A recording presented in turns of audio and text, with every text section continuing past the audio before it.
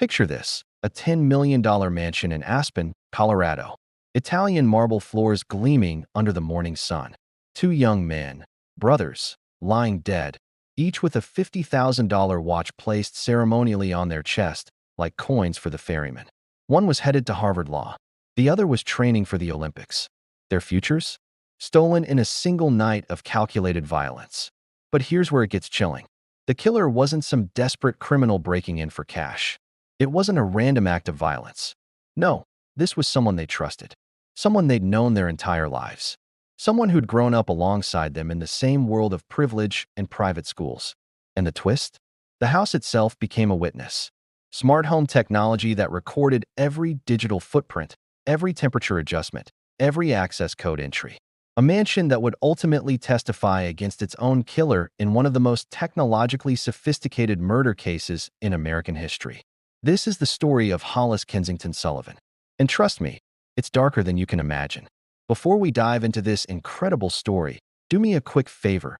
Hit that subscribe button if you haven't already. This case took months to research, and your support helps us bring you more deep dive, true crime content like this. Drop a comment and let me know where you're watching from. Seriously, I love hearing from you all. Now, let's get into what really happened inside that frozen mansion. The call came in at exactly 7:23 a.m. on April 13th, 2023. The head of security at one of Aspen's most exclusive estates was on the line, his voice cracking with panic as he reported what he'd found during his morning rounds. Two bodies, blood everywhere, and something deeply wrong about the whole scene. Detective Isabella Watson was in her car within minutes, her unmarked vehicle cutting through the crisp Colorado morning as she wound her way up into the mountains where the ultra-wealthy built their fortresses of glass and stone. When she arrived at the Calderwood Moss estate 20 minutes later, the iron gates were already open. Emergency vehicles clustered in the circular driveway like birds of prey. The mansion itself was breathtaking even in tragedy. A modern architectural masterpiece worth somewhere north of $10 million. All floor-to-ceiling windows and sleek lines that seemed to defy gravity. This wasn't just wealth. This was generational money, the kind that builds empires and dynasties. And inside, two heirs to that dynasty were lying dead on Italian marble floors. Isabella stepped through the massive front entrance and immediately felt something off. The house was cold, not freezing, but noticeably chilly despite the spring warmth outside. The smart home system's digital displays glowed on the walls, showing temperature readings, humidity levels, energy consumption, all the invisible infrastructure that kept modern luxury humming along. 58 degrees Fahrenheit, the screen read. Cold enough to preserve a crime scene, but not so cold that it would trigger emergency alerts or automatic systems designed to protect the property from freeze damage. Someone had thought this through. The bodies were in the great room, and the scene was unlike anything Isabella had encountered in her 18 years of homicide investigation. Thatcher Calderwood Moss, 22 years old, lay near the stone fireplace, his skull fractured, blood pooling beneath him in a dark halo. His younger brother Sutton, just 20, had made it halfway across the room before he fell, a blood trail showing his desperate attempt to reach the panic button installed near the main entrance. He'd gotten within 6 feet of salvation before his killer caught him and finished the job. What struck Isabella immediately was the contradiction at the heart of the scene. This had been a frenzied attack. Blood spatter analysis would later show that both brothers had been struck multiple times, beaten with savage force even after they'd fallen. The medical examiner would count 17 distinct impact wounds on Sutton's body alone, some delivered after death. This was rage, violence, the kind of brutal murder that suggested deep personal hatred. And yet, despite all that fury, the scene had an eerie orderliness to it. Nothing was ransacked. The brothers' phones and wallets sat untouched on a nearby credenza, their expensive watches still on their wrists. Well, not on their wrists, on their chests. That detail stopped Isabella cold. Someone had placed a watch on each victim's chest after killing them. Not their own watches, but different ones. Patek Philippe timepieces worth about $50,000 each. These weren't just expensive accessories. They were statement pieces, the kind of watches that got passed down through wealthy families as symbols of status and permanence. And someone had positioned them carefully, almost ceremonially, like coins placed on the eyes of the dead in ancient burial rites. This wasn't a robbery. This wasn't a home invasion. This was something far more personal and infinitely more disturbing. The murder weapon lay shattered beside Thatcher's body, and even in pieces, Isabella could tell it had once been beautiful. It was an antique lacrosse stick from the 1920s, with sterling silver inlay work that caught the morning light streaming through those floor-to-ceiling windows. The wooden shaft had splintered from the force of repeated blows, fragments scattered across the marble like evidence of something sacred being destroyed. This wasn't a weapon of opportunity, something grabbed in the heat of an argument. This was a piece of family history, carefully chosen and deliberately brought to the scene. Isabella walked the perimeter of the great room, her trained eye cataloging every detail. Defensive wounds on both victims' hands and forearms. They'd fought back, tried to protect themselves. Blood spatter patterns that told the story of ambush and desperate flight. And that temperature reading that kept nagging at her. The smart home system treated this death scene like just another day, faithfully recording data about climate control and energy usage while two young men lay murdered beneath its digital gaze. But why was it so cold? The Calderwood Moss family had made their billions in pharmaceuticals, pain medications, antidepressants, and most recently, a controversial line of synthetic opioids marketed for breakthrough pain management. Their patriarch, Whitmore Calderwood Moss, had been investigated twice by federal regulators, but never charged, protected by a legal team as expensive and effective as the medications his company produced. His wife Genevieve came from old mining money, her family's fortune dating back to Colorado's silver rush in the 1880s. This was American aristocracy, and someone had just executed two of its princes. The security system showed no forced entry, no unauthorized access in the 24 hours before the murders.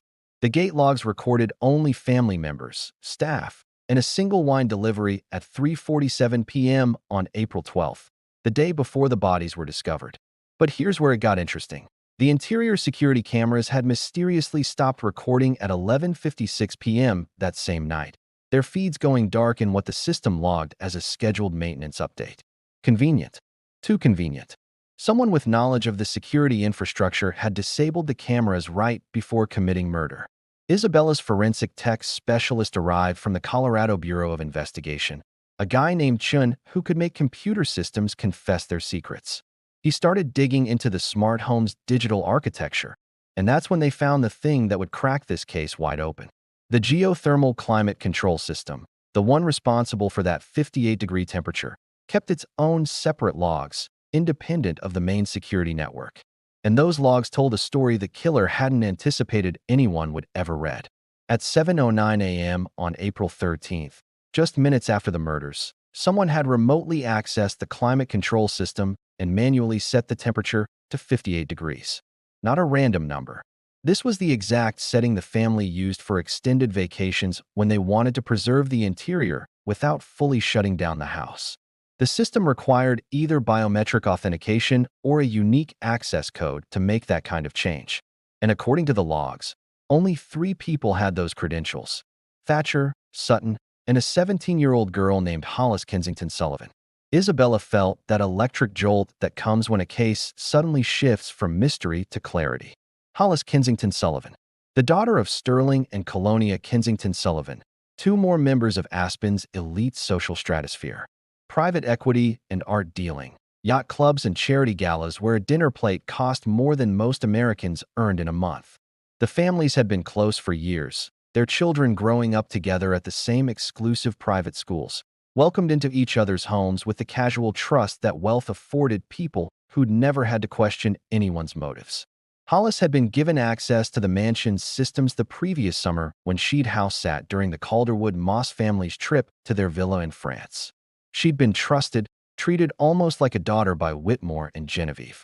And now her access codes were showing up in the climate control logs at precisely the moment someone was trying to preserve a crime scene.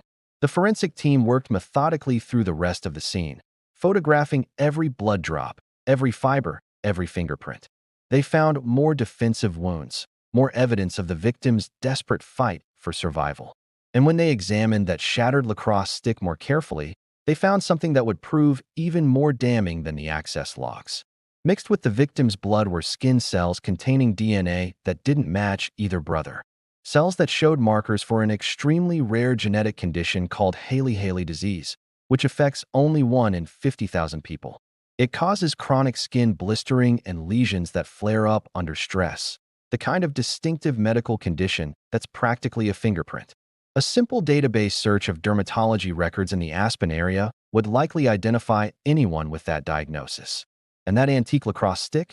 It had been removed from the mansion's trophy room 6 weeks earlier, checked out for restoration by someone who'd signed the work order at Aspen's premier antiques conservator.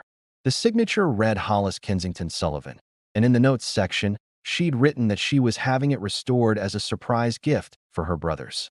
Isabella stood in that great room as afternoon sun replaced the morning light, watching her team work and feeling the pieces assemble themselves into a picture of calculated murder, betrayal wrapped in privilege, violence disguised as a gift, and those $50,000 watches placed on the victims' chests like a perverted parting message.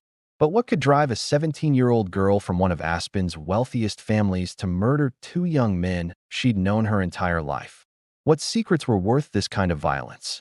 The detective had seen plenty of murders motivated by money, by jealousy, by sudden rage.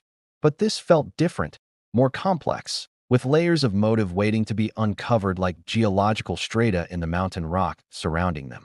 The watches bothered her most of all. Each Patek Philippe was worth enough to buy a luxury car, the kind of timepiece that got passed down through generations as a symbol of enduring wealth and status. Placing them on the bodies wasn't an accident or an afterthought. It was a message, though to whom, and saying what remained unclear. Were they meant as mockery, a final insult to young men who'd been born into privilege and died because of it? Or were they some twisted form of respect, a killer's way of acknowledging the value of what she'd destroyed? As the sun began to set over the Colorado mountains, casting long shadows through those floor-to-ceiling windows, Isabella Watson knew one thing with absolute certainty. This investigation was going to expose secrets that would tear apart 2 of Aspen's most powerful families. And somewhere out there, a teenage girl with access codes and rare genetic markers was either running or planning her next move, unaware that the house itself had betrayed her. Within hours of discovering the smart home data anomaly, Detective Isabella Watson kicked her investigation into high gear. She assembled a task force that included digital forensic specialists from the FBI's Cybercrimes Division, knowing that if this geothermal system evidence was going to stand up in court, it needed to be handled with absolute technical precision. No chain of custody issues, no questions about data integrity, nothing that a defense attorney could later exploit to create reasonable doubt. This case was going to be won or lost on technology that most people didn't even know existed in their homes. Special Agent Marcus Chun from the FBI's Denver field office took the lead on the digital forensics. He was one of those guys who could make computer systems confess things their owners didn't even know they'd recorded. Chun pulled the complete access history from the smart home's cloud backup, and what he found was disturbing in its methodical precision. The temperature change at 7:09 a.m. on April 13th wasn't an isolated event. It was the culmination of a pattern that showed someone had been planning this murder for at least a week, testing systems, reviewing responses, making sure everything would work exactly as intended when the moment came. The log showed 6 separate logins in the week before the murders, always late at night when the household would be asleep, always from a remote location. Someone was rehearsing. Every login was time-stamped and geolocated through IP address tracking, and every single unauthorized access point traced back to the same location. The Kensington Sullivan compound, a 40-acre estate in the Roaring Fork Valley just 15 miles from the Calderwood Moss Mansion. The login credentials used were Hollis's personal authentication codes, the same ones issued to her the previous July when she'd been entrusted with house-sitting responsibilities. But what made the data truly incriminating was the pattern of access in the 48 hours immediately before the murders. This wasn't casual browsing or innocent system checks. This was reconnaissance, preparation, the digital equivalent of a killer casing the joint before pulling off a heist. On April 11th at 11:47 p.m., someone using Hollis's credentials had accessed the mansion's security camera system and initiated what looked like a firmware update. Except the system's manufacturer confirmed they hadn't scheduled or authorized any such update. This was custom code, uploaded by someone with sophisticated technical knowledge, designed to disable recording for exactly 8 hours, just long enough to commit murder and escape without leaving video evidence. Isabella sat in her temporary command post at the Pitkin County Sheriff's Office, reviewing the timeline with her team and feeling that familiar mix of excitement and dread that comes with a case this big. On one hand, the digital evidence was extraordinarily strong, the kind of paper trail that prosecutors dream about. On the other hand, they were building a case against a 17-year-old girl from one of Colorado's wealthiest families, which meant legal resources that could bury them in motions and challenges for years. Every piece of evidence needed to be absolutely bulletproof. At 2:33 a.m. on April 12th, the day of the murders, those same credentials were used to review the mansion's staff schedule. Someone wanted to confirm that the live-in housekeeper had the week off, that the estate would be empty except for the brothers. No witnesses, no interruptions, no unexpected complications. Then at 6:15 p.m. that same evening, another login reviewed the geothermal system's preservation settings, essentially rehearsing the exact command that would be executed 13 hours later. The prosecution would later argue that these logs showed a level of planning incompatible with any claim of impulsive violence or temporary insanity.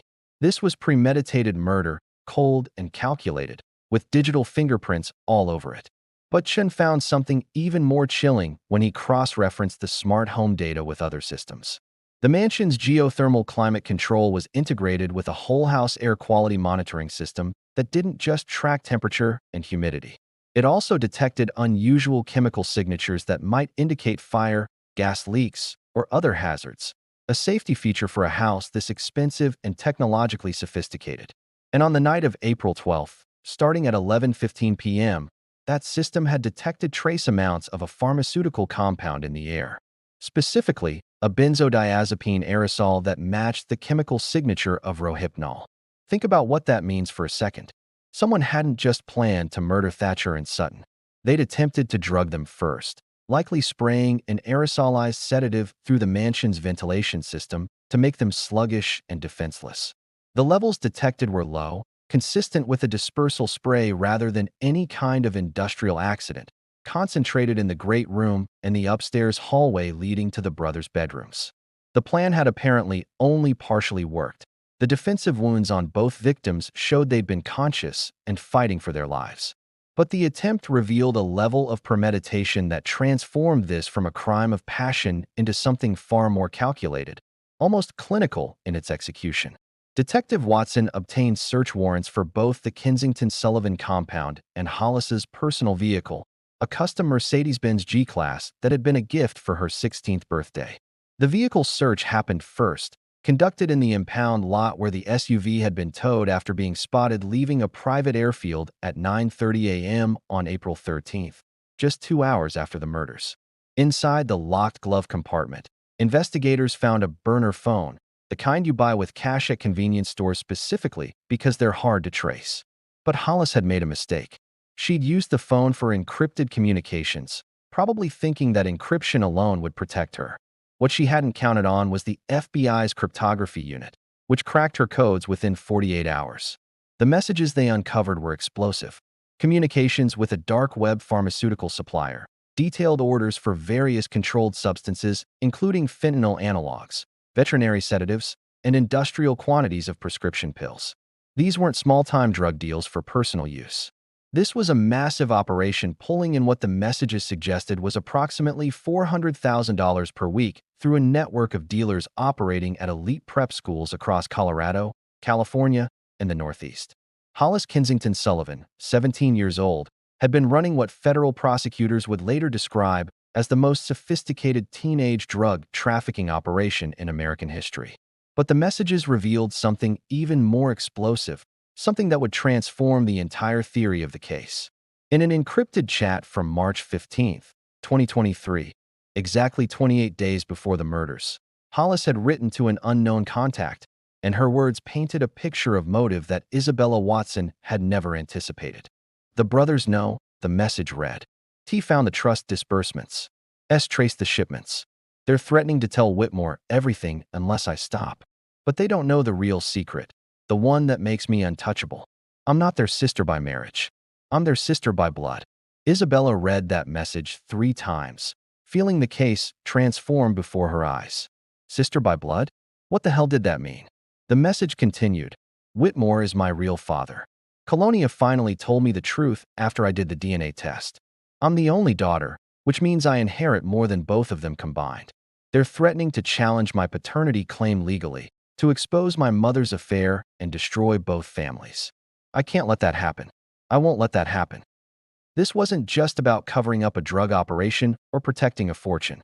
This was about identity, legitimacy, the kind of inheritance dispute that had driven violence throughout human history. Hollis had discovered she was the biological daughter of Whitmore Calderwood Moss, which would make her the only female child and, under the terms of many family trusts, potentially entitled to a larger share of the pharmaceutical empire than either of her half-brothers. But Thatcher and Sutton had learned about both the drug operation and the paternity claim, and they'd threatened to expose everything. So she'd killed them. The detective immediately requested a warrant for Hollis's medical records, specifically any DNA testing she might have undergone.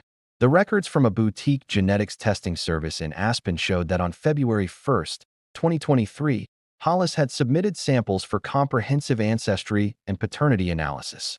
The results, delivered on Valentine's Day, confirmed with 99.97% certainty that Whitmore Calderwood Moss was her biological father. The testing company's notes indicated she'd also submitted samples she claimed were from her mother for comparison purposes, which turned out to be accurate matches for Hollis Kensington Sullivan. The affair that had produced Hollis wasn't speculation or fantasy. It was documented, verified, genetically certain. Armed with this information, Isabella Watson interviewed Whitmore and Genevieve Calderwood Moss at their temporary residence in Aspen's Hotel Jerome, where they'd been staying since the murders made their mansion an active crime scene. Whitmore looked like he'd aged a decade in the 4 days since his son's deaths, his face drawn and gray despite what must have been considerable pharmaceutical assistance from his own company's products. Genevieve sat rigid in her chair, her hands clasped so tightly her knuckles had gone white. When Isabella asked about Hollis's paternity, Whitmore's face went from gray to white, and Genevieve made a sound like she'd been punched in the stomach.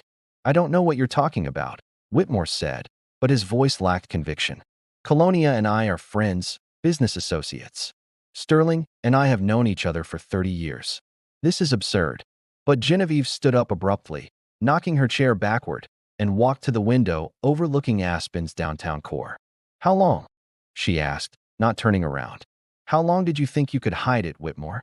The detective watched as decades of marriage crumbled in real time, the pharmaceutical magnate's face confirming what his words denied. The revelation added a new dimension to the prosecution's theory of motive. Hollis hadn't just been protecting her drug operation. She'd been fighting for her place in a dynasty, for recognition as Whitmore Calderwood Moss's biological heir. The brothers had represented a dual threat. They could expose her criminal enterprise and challenge her paternity claim in court, potentially stripping her of her inheritance and destroying the fantasy of belonging to the Calderwood Moss family that she'd apparently constructed. Those $50,000 Patek Philippe watches suddenly made sense as a symbol, a statement about inheritance and who deserved to possess the family's wealth. Detective Watson knew she had enough for an arrest warrant, but she wanted one more piece of evidence, the physical proof that would eliminate any possibility of reasonable doubt. The antique lacrosse stick had already provided DNA evidence linking Hollis to the crime scene through her rare skin condition, but the detective wanted to trace the weapon's journey from the conservation shop to the murder scene, to show that Hollis had not just possessed it, but had deliberately prepared it for use as a murder weapon. She interviewed Gerald Hoffman, the owner of Aspen Antiques Conservation, a specialist who'd been restoring pieces for wealthy families for 40 years. His records showed that Hollis had picked up the restored lacrosse stick on April 10, 2023, just 2 days before the murders, signing for it personally and paying the $8,500 restoration fee with a credit card in her mother's name. Did she say what she planned to do with it? Isabella asked. Gerald nodded, pulling up his detailed notes on the transaction. She said it was going to be a gift for her brothers, that she wanted to surprise them with a piece of their family history restored to its original glory. She seemed excited about it, genuinely happy. He paused, his elderly face troubled. I remember thinking it was nice to see young people caring about family heritage. She even asked me to wrap it in archival tissue paper so it wouldn't get damaged before she gave it to them. I had no idea she was planning to use it for what she did. The final piece of the puzzle fell into place when the forensic team located Wimaraner, the Calderwood Moss family's dog, locked in a guest wing of the mansion with food and water that had been set out deliberately. The dog's microchip contained GPS tracking data showing it had been moved from its usual sleeping area in the great room to the locked guest wing at 11:03 p.m. on April 12th, approximately 8 hours before the murders. Someone had wanted the dog safely contained and cared for, unable to interfere or raise an alarm during the attack. That level of consideration for the family pet, combined with the brutal murder of two human beings, suggested a psychology that could compartmentalize violence in disturbing ways. Isabella Watson had investigated serial killers who showed more emotional range than this 17-year-old girl appeared to possess. The digital fingerprints were clear, undeniable, pointing to someone who'd planned every detail except the one thing she couldn't control, that the house itself would keep records she didn't know existed, creating a timeline that would ultimately convict her. The forensic analysis of the shattered antique lacrosse stick became the cornerstone of the physical evidence against Hollis Kensington Sullivan, and it all came down to those skin cells embedded in the blood and tissue adhering to the weapon. Dr. Sarah Martinez, the Colorado Bureau of Investigation's lead DNA analyst, worked around the clock to process the biological material recovered from the murder weapon. This wasn't just routine DNA testing. It was a case that would likely define her career, and she knew defense attorneys would tear apart every aspect of her methodology if given the slightest opening. The stick's sterling silver inlay had actually helped preserve cellular material in its decorative grooves, protected from contamination by the metal's natural antimicrobial properties. Under high-magnification microscopy, Dr. Martinez identified skin cells exhibiting the distinctive pathology of Hailey-Hailey disease, a genetic disorder so rare that finding another person with the condition in Aspen would be statistically improbable to the point of impossibility. The disease affects only 1 in 50,000 people, causing chronic blistering and skin breakdown that leaves distinctive cellular signatures. It's the kind of medical condition that's practically a biological fingerprint. The DNA extracted from these cells underwent full genetic sequencing at the FBI's laboratory in Quantico, Virginia. The results came back with markers that were an exact match to samples from Hollis's medical records at Summit Dermatology, an elite skin treatment clinic in Aspen where she'd been receiving specialized care for her condition since age 14. The clinic's records showed regular visits for treatment of the chronic blistering and skin breakdown characteristic of Hailey-Hailey disease, with photographs documenting the severity of her outbreaks during periods of stress. The most recent visit had been on March 20th, 2023, just 3 weeks before the murders, when she'd complained of increased lesions on her hands and forearms. Dr. Martinez's testimony would be crucial, and Detective Watson made sure every aspect of the DNA evidence was documented with redundant verification. The chain of custody for every sample was photographed and logged with 3 independent witnesses present during each transfer. The DNA analysis wasn't just run once, but 3 separate times using different methodologies, each producing identical results. The statistical probability of the DNA belonging to someone other than Hollis was calculated at less than 1 in 47 trillion, a number that would be impossible for any jury to dismiss as coincidence. But the DNA was only part of the lacrosse stick story. The restoration work order from Aspen Antiques Conservation provided a direct link between Hollis and the weapon, her signature in elegant script at the bottom of the form. Gerald Hoffman's detailed notes describe the restoration process, including the cleaning of the sterling silver inlay and the reinforcement of the wooden shaft with a specialized epoxy that happened to contain trace elements of titanium dioxide. When the forensic team analyzed wood fragments from the crime scene, they found those same titanium dioxide signatures, confirming that the murder weapon was indeed the same stick Hollis had claimed to be restoring as a gift. The work order itself became critical evidence for establishing premeditation. In her own handwriting, Hollis had specified that the stick should be restored to full functional integrity, not just cosmetic appearance. She'd requested that the shaft be reinforced to handle actual use rather than just display, paying an extra $2,000 for structural work that Gerald Hoffman had initially questioned as unnecessary for what she'd claimed was a decorative gift. In hindsight, Those specifications read like a blueprint for creating a weapon capable of inflicting fatal injuries. The delicate antique transformed into something that could cave in a human skull. Detective Watson traveled to Summit Dermatology with a warrant for Hollis's complete medical file. Dr. Patricia Kim, the dermatologist who'd treated Hollis for 3 years, was visibly shaken when she learned her patient was the prime suspect in a double murder. The medical records showed that Hollis's Hailey-Hailey disease was particularly severe, with flare-ups triggered by emotional stress that caused painful blistering across her hands, wrists, and forearms. The photographs in her file showed exactly the kind of cellular damage that would transfer DNA to any surface she touched, especially during a period of physical exertion like beating 2 men to death with a lacrosse stick. The condition is genetic, Dr. Kim explained, her voice carefully professional despite her obvious distress. It's caused by a mutation in the ADP2C1 gene, passed down in an autosomal dominant pattern. Hollis inherited it from her mother, Colonia.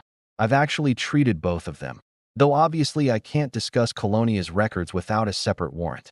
Isabella Watson made a note to obtain that warrant immediately, sensing another piece of the genetic puzzle falling into place. If Colonia had the same rare condition and had passed it to her daughter, it would be additional confirmation of their biological relationship, separate from any paternity testing regarding Whitmore Calderwood Moss. The forensic team's reconstruction of the crime scene using blood spatter analysis and the position of the bodies told a brutal story that made Isabella's stomach turn even after all her years in homicide. Thatcher had been struck first, hit from behind as he stood near the stone fireplace in the great room. The angle of the blow suggested an attacker approximately 5'7" tall, consistent with Hollis's height of 5'8". The force of the impact had driven fragments of the lacrosse stick's wooden shaft into Thatcher's skull, with splinters that still contained traces of both his blood and the killer's DNA from those Hailey-Hailey skin cells. Sutton had died harder, fighting for his life across 20 feet of marble floor. The blood trail showed he'd been struck initially near the entrance to the great room, then had staggered toward the front door where the panic button was located. He'd made it within 6 feet of potential salvation before being caught and beaten to death, his final position indicating he'd fallen face first and been struck repeatedly from above. The medical examiner counted 17 distinct impact wounds on his body, some delivered after he was already dead, the killer continuing to swing the lacrosse stick in what could only be described as a frenzy. What made the DNA evidence even more damning was where it was found. The skin cells weren't just on the striking surface of the lacrosse stick, where they might have been explained away as transfer from casual handling during some innocent interaction weeks earlier.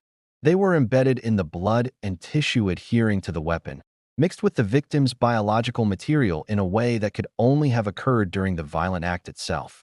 Dr. Martinez's analysis showed that the cellular material had been deposited under conditions of mechanical stress and moisture consistent with sweating hands gripping the weapon during repeated impacts. There was no innocent explanation for that pattern, no way to argue that Hollis had simply touched the lacrosse stick at some earlier time and her DNA had coincidentally ended up exactly where you'd expect to find a killer's genetic material. Detective Watson requested a full medical examination of Hollis's hands and arms, which would require her to submit to questioning and surrender samples voluntarily or through a court order. The detective knew that approaching the Kensington Sullivan compound to make contact with the suspect would be a delicate operation. Sterling Kensington Sullivan had already retained Thomas Waverly, one of Colorado's most expensive and aggressive criminal defense attorneys, a man who'd built his reputation on destroying prosecution cases before they ever reached trial. Waverly had sent a formal letter to the sheriff's office stating that his client would not be answering any questions and instructing all law enforcement to cease any contact unless they had an arrest warrant. But Isabella Watson had something better than an arrest warrant. She had a plan to catch Hollis in the act of revealing her own guilt, to approach her before the walls of lawyers and legal procedure could slam shut completely. The detective had learned from the digital forensics team that Hollis had been tracking news coverage of the murders obsessively, logging into news websites dozens of times per day from her phone and laptop. She was following her own story like a spectator at a sporting event, unable to resist watching the investigation unfold. That compulsion, that need to witness the impact of her actions, would be her downfall. On April 17, 2023, exactly 5 days after the murders, Detective Watson and a team of investigators approached the Kensington Sullivan compound. The estate was even more opulent than the Calderwood Moss mansion. 40 acres of manicured grounds surrounding a main house that looked like a European castle had been airlifted to the Colorado mountains. The security gate was open for a landscaping service truck, and the investigators drove through before anyone could stop them, a tactical decision that would later be challenged in court but ultimately ruled acceptable. They found Hollis exactly where Isabella had suspected she'd be, in the estate's solarium, having a $500 gel manicure while watching CNBC's live coverage of the investigation on a 90-inch television screen.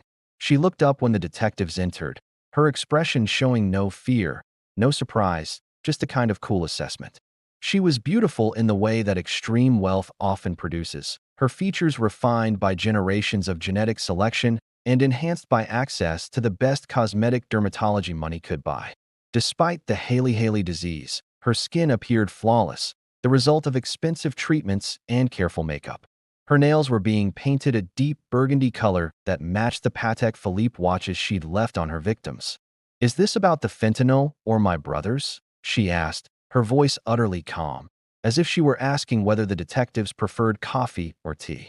The manicurist, a young woman who looked terrified to suddenly be in the middle of a police investigation, pulled her hands back and stood up quickly. Isabella Watson nodded to one of her colleagues, who escorted the woman out of the room. Then the detective sat down across from Hollis, maintaining eye contact with this teenager who just casually admitted to knowing about both a major drug operation and a double murder. "We'd like to talk to you about both," Isabella said carefully. "But first, I need to advise you of your rights."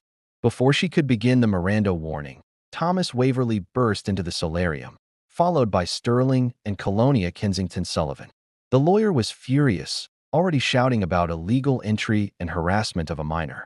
But Isabella had her footage, her recording of Hollis's first reaction, that casual question that implied knowledge no innocent person would possess. "Is this about the fentanyl or my brothers?" The words would be played in court repeatedly, analyzed by expert witnesses, presented as consciousness of guilt in its purest form. Hollis Kensington Sullivan had just confessed to knowing about both major components of the investigation before any detective had mentioned either one. And every second of it was captured on 3 separate body cameras from 3 different angles, evidence that would prove impossible to suppress despite Thomas Waverly's best efforts. The confrontation at the Kensington Sullivan compound lasted less than 10 minutes before Thomas Waverly succeeded in ejecting the investigators from the property. But those 10 minutes gave Detective Isabella Watson everything she needed to escalate the investigation into a full-blown arrest operation. Hollis's statement, captured on body camera footage from 3 different angles, would become the prosecution's opening exhibit, the first glimpse a jury would get of the defendant's consciousness of guilt. "Is this about the fentanyl or my brothers?" Those 8 words contained admissions to knowledge about both a massive drug trafficking operation and her relationship to murder victims, spoken before anyone had asked her a single question. Thomas Waverly immediately filed a motion to suppress the statement, arguing that his client had been under duress, ambushed in her own home, and questioned without proper legal counsel despite being a minor. But Colorado law was clear. Police didn't need parental permission or a lawyer present to ask preliminary questions during an investigation, and Hollis had volunteered her statement before any interrogation began. The prosecution would argue that her words were spontaneous utterances made in the heat of the moment, exempt from the usual restrictions on custodial interrogation. Judge Raymond Martinez, assigned to the case, would ultimately rule the statement admissible, dealing the defense its first major blow. Within 24 hours of the solarium encounter, Detective Watson had assembled enough evidence to request formal arrest warrants for Hollis Kensington Sullivan on 2 counts of first-degree murder, multiple counts of drug trafficking, and embezzlement from the Calderwood Moss Pharmaceutical Trust. The warrant application ran to 87 pages, documenting the smart home data, the DNA evidence from the murder weapon, the encrypted messages about the drug operation, and the paternity testing that established motive. This wasn't just a murder case anymore. It was a sprawling criminal conspiracy that revealed how a 17-year-old girl had built a pharmaceutical empire in the shadows of legitimate wealth. District Attorney Violet Torres took personal charge of the case, recognizing it as potentially the most high-profile prosecution of her career. Violet was 43 years old, known for her methodical approach to building cases and her ability to present complex evidence in ways that juries could understand and believe. She'd grown up in Commerce City, the daughter of immigrants from El Salvador, and had worked her way through law school while raising 2 children as a single mother. Her appointment as district attorney had been controversial among Aspen's elite, many of whom preferred prosecutors who understood the nuances of cases involving wealthy defendants. But Violet had proven herself ruthless in her commitment to equal justice, and she viewed the Kensington Sullivan case as an opportunity to demonstrate that nobody was above the law, regardless of how many millions their family had in the bank. The arrest took place on April 19, 2023, at 6 in the morning, deliberately timed to catch the family before their legal team could fully mobilize. A convoy of law enforcement vehicles approached the Kensington Sullivan compound with a signed warrant, backed up by members of the FBI's Violent Crimes Task Force. Sterling Kensington Sullivan answered the door in a silk robe, his face going from indignant to terrified as Detective Watson explained they were there to arrest his daughter. Colonia appeared at the top of the curved staircase, her hands pressed against the railing, her face pale. Hollis came down the stairs 10 minutes later, dressed in designer jeans and a cashmere sweater, her hair pulled back in a ponytail, looking like she was heading to a college campus tour rather than jail.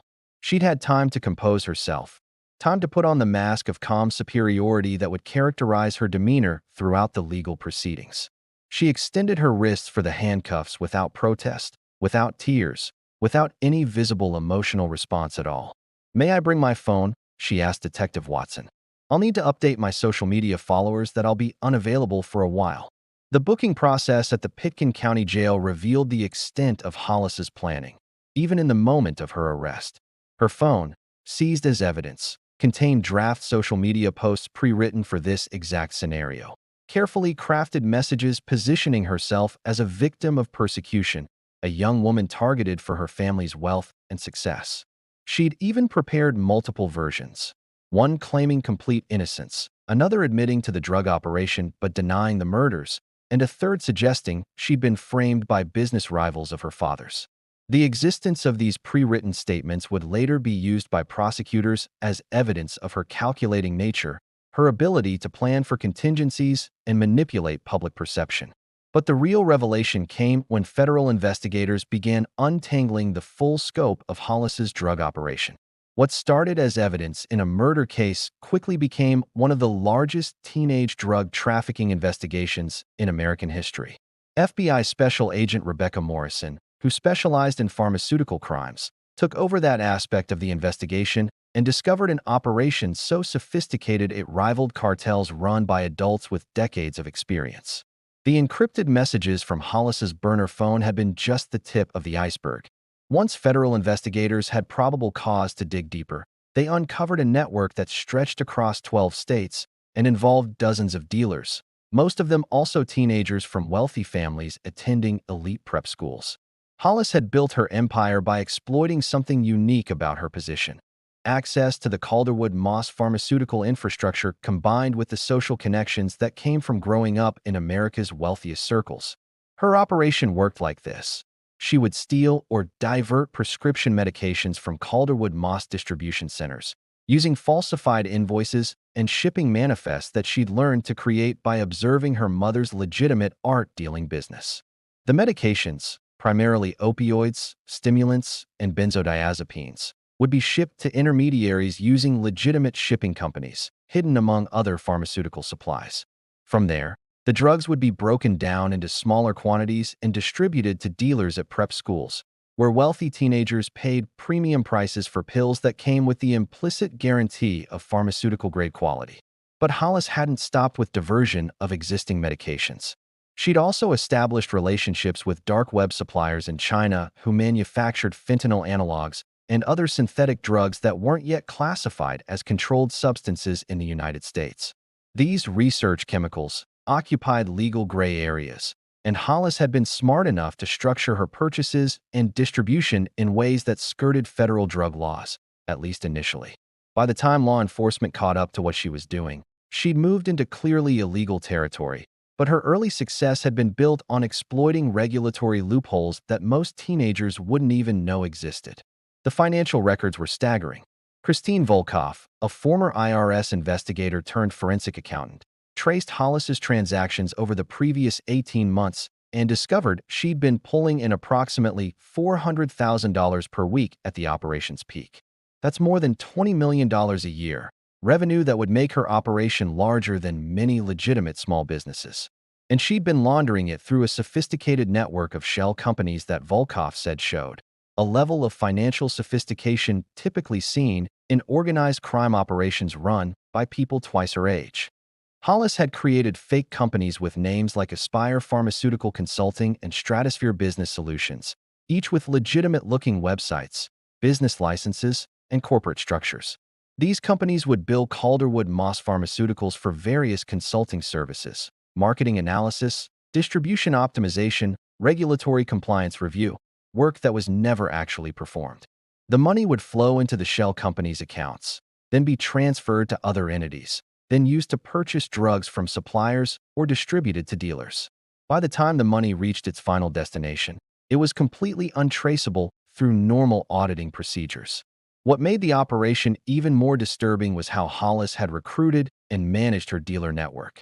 She'd identified other wealthy teenagers who were struggling academically or socially, kids who felt inadequate despite their privilege, and offered them both money and status. Dealing drugs at elite prep schools became a kind of entrepreneurial badge of honor in certain circles, proof that you were smart enough and bold enough to build something yourself rather than just coasting on family wealth. Hollis positioned herself as a mentor figure, teaching her dealers about customer service, quality control, and operational security. She created encrypted communication protocols, backup plans for if dealers got caught, and even a kind of insurance fund to pay legal fees for anyone arrested in connection with the operation. Federal investigators found detailed business plans on Hollis's encrypted laptop, complete with market analysis, growth projections, and expansion strategies. One document, dated January 2023, just 3 months before the murders, outlined plans to expand into the Midwest and potentially double revenue by targeting colleges in addition to prep schools. Another document discussed the possibility of manufacturing some drugs domestically rather than relying entirely on Chinese suppliers, analyzing the risks and rewards of vertical integration like she was running a legitimate pharmaceutical startup rather than a criminal enterprise. But perhaps the most chilling discovery was a spreadsheet that tracked not just revenue and expenses, but also overdoses and deaths connected to drugs distributed through her network. Hollis had been monitoring news reports and social media for any mention of overdoses at schools where her dealers operated, recording dates, circumstances, and whether authorities were investigating. The spreadsheet showed at least 7 deaths and 23 overdoses that could be definitively linked to drugs from her operation. And next to each entry, she'd made notes about operational security risks and acceptable losses, treating human deaths as business complications rather than tragedies. Agent Morrison would testify that this level of cold calculation was unusual even among career criminals. Most drug dealers at least pretend to care about the harm they're causing, she explained. They tell themselves stories about personal choice and responsibility, convince themselves that they're just meeting market demand. But Hollis Kensington Sullivan treated deaths from her product as nothing more than data points in a business analysis. She was literally tracking which drugs were most profitable versus most likely to cause fatal overdoses, optimizing her product mix for maximum revenue with acceptable risk. The encrypted messages showed that Thatcher Calderwood Moss had discovered the Aspire Pharmaceutical Consulting scheme while working on a Harvard Law class project about corporate fraud in the pharmaceutical industry. His research notes, recovered from his laptop, showed he'd traced the shell companies and identified the pattern of fake invoices. His final entry, dated April 10, 2023, just 2 days before the murders, read, "Confronted H about Aspire. She admitted everything. Drug operation even bigger than the embezzlement. Says she'll stop if we keep quiet. But S wants to tell father. We're meeting with her tomorrow night to give her one last chance to confess voluntarily." That entry was the last thing Thatcher wrote before his death, a record of his final interaction with the person who would kill him 36 hours later. Prosecutor Torres would read it aloud to the jury multiple times, letting its implications sink in. Thatcher and Sutton had been trying to do the right thing, giving Hollis an opportunity to confess and get help, trying to avoid the public scandal that would destroy both families. And her response had been to murder them both. The smart home logs corroborated the laptop entry, showing Hollis's access credentials being used at 11:03 p.m. on April 12th, exactly when she would have arrived for that one last chance meeting Thatcher had written about. The GPS data from her Mercedes G-Class showed the vehicle had been at the mansion from 10:58 p.m. on April 12th until 5:43 a.m. on April 13th, placing her at the scene during the entire window when the murders occurred. She'd gone there with the restored lacrosse stick, ostensibly as a peace offering or gift, but really as a weapon she'd carefully prepared for the violence she'd already decided was necessary. The drug empire she'd built had required eliminating the only two people who threatened to expose it, and she'd done exactly that with the same cold calculation she'd applied to every other aspect of her criminal enterprise. The paternity revelation transformed the case from a story about greed and drug trafficking into something far more primal, a tale about identity, belonging, and the murderous lengths someone might go to claim what they believed was rightfully theirs. Detective Isabella Watson had investigated family murders before, but this was different. Hollis Kensington Sullivan hadn't just been protecting a criminal enterprise. She'd been fighting for her place in a dynasty, for recognition as Whitmore Calderwood Moss's biological daughter, for an inheritance she believed elevated her above the brothers who'd threatened to challenge her claim. The DNA testing Hollis had commissioned told the story of someone obsessed with proving her legitimacy. That first test in February 2023, conducted by a boutique genetics service in Aspen, had confirmed with 99.97% certainty that Whitmore was her biological father. But Hollis hadn't stopped there. She'd commissioned a second test in March, this one from a completely different laboratory, apparently needing redundant confirmation that the results weren't somehow mistaken or manipulated. The second test came back with the same conclusion. Whitmore Calderwood Moss was definitively her father, making her his only daughter and the half-sister to Thatcher and Sutton. What made the evidence particularly damning was what Hollis had done with those results. She'd sent copies to Thatcher and Sutton along with a letter that prosecutors would later describe as a blueprint for blackmail disguised as a family revelation. The letter, dated March 18, 2023, started with fake sentiment about family connections and shared blood, but quickly devolved into demands and threats. As Whitmore's only daughter, she'd written, "I'm entitled to a full share of the Calderwood Moss estate, potentially more than either of you under the terms of the family trust. I'm asking you to support me in claiming what's rightfully mine, to help me take my place in the family I've always belonged to." The letter continued with barely veiled threats. "If you refuse, I'll have no choice but to pursue my rights through legal channels, which will expose the affair and create a scandal that will destroy both our families. I hope you'll choose to do the right thing and welcome me as your sister." Thatcher's email response, found in his records, had been brief and cutting. "This is blackmail, and we won't be party to it. If you're really our father's daughter, we'll deal with that reality as a family, with appropriate legal and financial counseling. But threatening to create a scandal unless we give you what you want is extortion." The email had continued with words that sealed his fate. "And the more we learn about your other activities, the embezzlement, the drug operation, the more convinced we are that you're not fit to be part of this family, regardless of biology. We're giving you 48 hours to stop your criminal activities and come clean to our father. After that, we're going to the authorities." That email had been sent on April 10, 2023, exactly 48 hours before Hollis picked up the restored lacrosse stick from the antiques conservator. The timeline was damning, showing a direct causal link between the brothers' ultimatum and Hollis's acquisition of the murder weapon. But to understand the full depth of Hollis's motive, you had to understand the Calderwood Moss family trust and how generational wealth gets transferred in families like these. Prosecutor Violet Torres brought in estate planning expert David Rothman to explain the trust structure to the jury, and his testimony revealed a system designed to preserve wealth across generations while incentivizing certain behaviors and family structures. The trust, established in 1952 by Whitmore's grandfather, contained provisions that gave preferential treatment to daughters over sons. a somewhat unusual feature born from the grandfather's belief that women needed more financial protection in that era. Under the trust's terms, daughters received distributions at age 25 rather than 30 for sons, and daughters' shares were calculated using a formula that typically resulted in slightly larger inheritances. The reasoning was archaic, something about daughters needing dowries and financial security to make good marriages, but the legal language was clear and enforceable.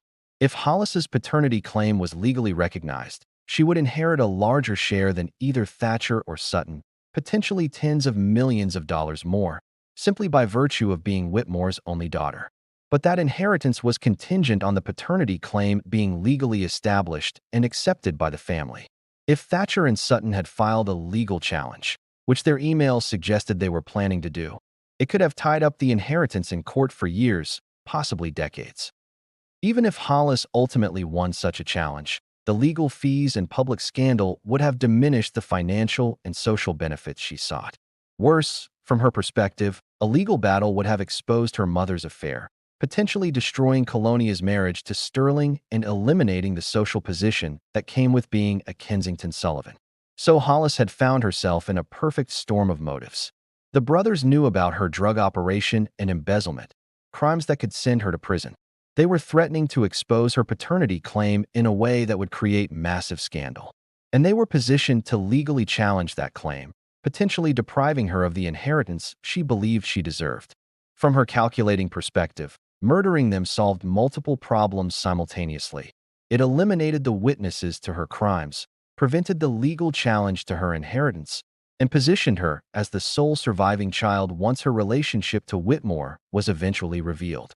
The prosecution's theory, supported by encrypted messages and behavioral analysis, was that Hollis had actually planned to murder the brothers and then discover her biological relationship to Whitmore afterward, using the grief of losing his legitimate sons to emotionally manipulate him into accepting her as a daughter.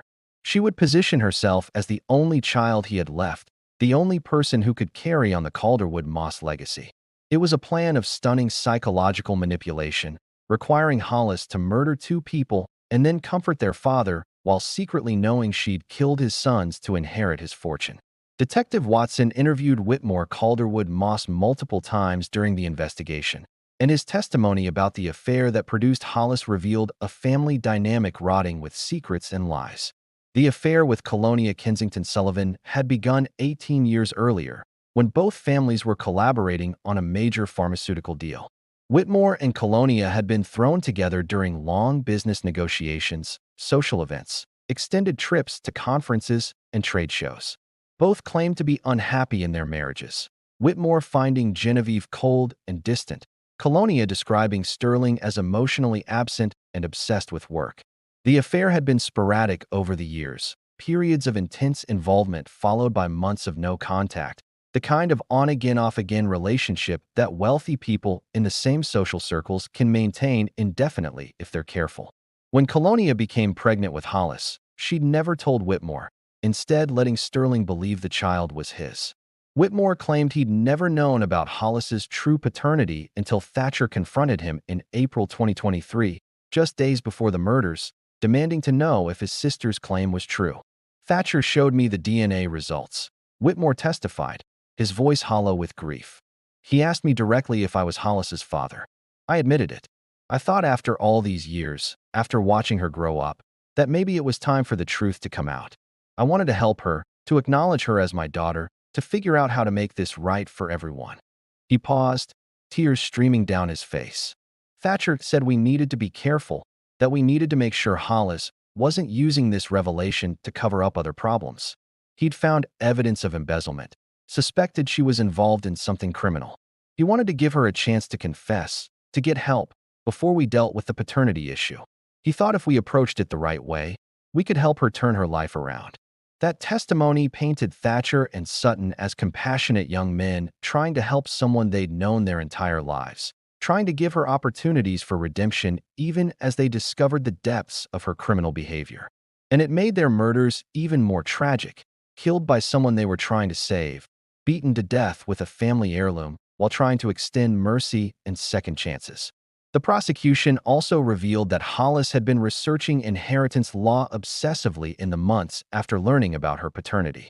Her laptop's search history showed dozens of queries about estate planning, trust distributions, legal challenges to paternity claims, and the process for establishing biological relationships in court.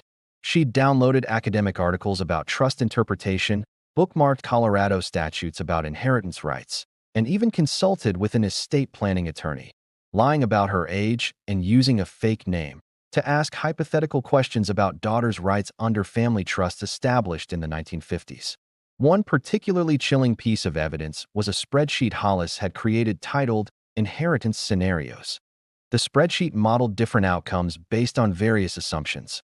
What she'd inherit if her paternity was recognized without challenge, what she'd get if the brothers contested the claim, what would happen if the brothers were no longer alive to contest anything.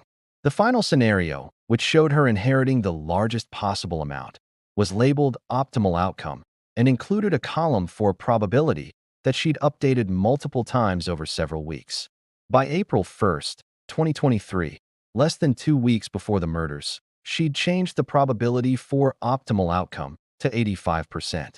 Prosecutor Torres would argue that this spreadsheet showed Hollis actively planning the murders, calculating the financial benefits of eliminating her half-brothers, treating their deaths as a business decision with measurable returns on investment. She didn't kill them in a moment of rage or passion, Torres told the jury. She killed them because her spreadsheet told her that was the optimal path to maximizing her inheritance. She murdered 2 human beings based on a cost-benefit analysis. The final piece of evidence about motive came from Hollis's own journal, discovered during the search of her bedroom at the Kensington Sullivan compound. The journal, a leather-bound book she'd been keeping since February, contained entries that revealed her psychological state as she learned about her paternity and planned her response to the brothers' threats. An entry from March 20th, 2023, the same day she'd visited the dermatologist complaining about stress-induced skin lesions, was particularly revealing. They think they can deny me what's mine by blood. They think they can use my mistakes against me, threaten to expose me, and take away everything I deserve. But they don't understand what I'm capable of. They don't know that I've already won. I just have to follow through. Another entry from April 9th read, "Tomorrow I pick up the stick. Gerald did beautiful work. It's perfect now, strong enough for what I need. They think I'm bringing them a gift to apologize, to make peace. They have no idea that I'm bringing their ending." These journal entries, combined with the DNA evidence, the smart home logs, the GPS data, and the inheritance analysis, created an overwhelming picture of premeditated murder driven by greed, entitlement, and a sociopathic belief that she deserved wealth more than the legitimate heirs who stood in her way. The trial of Colorado versus Kensington Sullivan began on September 11th, 2023, in a specially secured courtroom at the Pitkin County Justice Center. Security was unprecedented for an Aspen trial, metal detectors, bag searches, and a prohibition on electronic devices for anyone except credentialed media. Judge Raymond Martinez had received multiple death threats from both sides. People who believed Hollis was a monster who deserved execution, and people who believed she was being railroaded because of class resentment against the wealthy. The courthouse had become a focal point for debates about privilege, justice, and whether America's legal system treated rich defendants differently than poor ones. The jury selection had taken 2 weeks, with prosecutor Violet Torres and defense attorney Thomas Waverly each using their challenges to craft a panel they believed would be receptive to their respective theories. The final jury consisted of 8 women and 4 men ranging in age from 26 to 67, with backgrounds that included a retired teacher, a small business owner, an accountant, a nurse, a construction foreman, and a software engineer. Torres had fought to keep wealthy jurors off the panel, believing they'd be too sympathetic to Hollis's privileged background. Waverly had fought to exclude anyone with connections to law enforcement or the pharmaceutical industry. The result was a jury that Torres believed would be unmoved by displays of wealth, and Waverly hoped would be skeptical of the prosecution's complex technical evidence. Opening arguments began at 9 o'clock on a Tuesday morning, with prosecutor Violet Torres standing before the jury in a navy blue suit, her presentation materials already loaded on the courtroom's video screens. She began not with the murders themselves, but with the smart home system. the technological evidence that would become the foundation of her case. "Ladies and gentlemen of the jury," she said, her voice clear and measured, "we are going to show you something unprecedented in the history of Colorado criminal justice. We are going to show you a house that testified against its owner's killer. We are going to show you how the Calderwood Moss Mansion's own geothermal system recorded the defendant's preparation for murder, her deliberate steps to preserve the crime scene, and her cold-blooded execution of two young men whose only mistake was discovering her secrets." The courtroom's video screens lit up with a three-dimensional rendering of the mansion created by the prosecution's forensic animation team. Torres walked the jury through the smart home's architecture, explaining how the geothermal system operated independently of the main security network, how it kept logs that couldn't be deleted or altered without leaving digital fingerprints. She showed them the temperature adjustment at 7:09 a.m. on April 13th, the exact setting designed to preserve the crime scene without triggering automated alerts. The defendant thought she'd covered her tracks by disabling the security cameras, Torres explained, but she didn't know that the house itself was keeping records, creating a timeline that proves premeditation beyond any possible doubt. She moved through the evidence methodically, each piece building on the last like blocks in a prosecutor's tower. The DNA from the murder weapon, with its genetic markers for Haley disease that matched only one person in the entire Aspen area. The restoration work order that Hollis had signed, requesting the antique lacrosse stick be reinforced for actual use rather than mere display. The encrypted messages detailing a $400,000 per week drug operation and threats from the victims to expose both the operation and Hollis's paternity claim. The $50,000 Patek Philippe watches left on each body, a symbolic message about inheritance and who deserved to possess family wealth. Torres saved her most powerful evidence for last, playing the body camera footage from the Kensington Sullivan solarium on the courtroom screens. The jury watched Hollis, perfectly composed while receiving a manicure, asked Detective Watson, "Is this about the fentanyl or my brothers?" The prosecutor let the question hang in the air, replaying it once more before turning to the jury. "Those 8 words tell you everything you need to know about this defendant." She wasn't asking, "What happened to my brothers?" or "Are they okay?" She was asking which crime the police had discovered. She spoke like a criminal caught in the act, not like a family friend devastated by tragedy. Because she wasn't devastated. She was the one who created the tragedy. The prosecution's opening statement lasted 90 minutes, taking the jury through a comprehensive narrative of murder for inheritance, of a teenage killer so consumed by greed and entitlement that she'd bludgeoned 2 young men to death to protect her place in a dynasty. Torres concluded by promising to prove every element beyond reasonable doubt, to show the jury that justice demanded a verdict of guilty on all charges.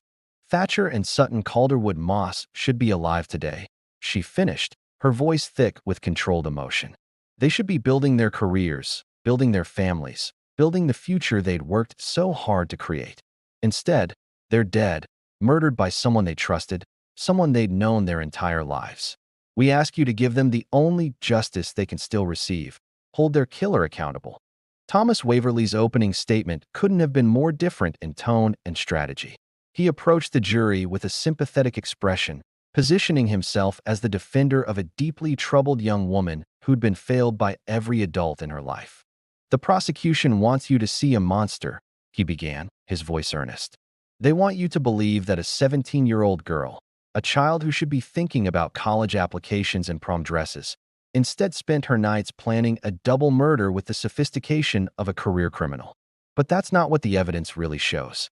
What the evidence shows is a vulnerable teenager trapped in a web of lies created by the adults around her, manipulated and used, and ultimately abandoned when those lies threatened to unravel."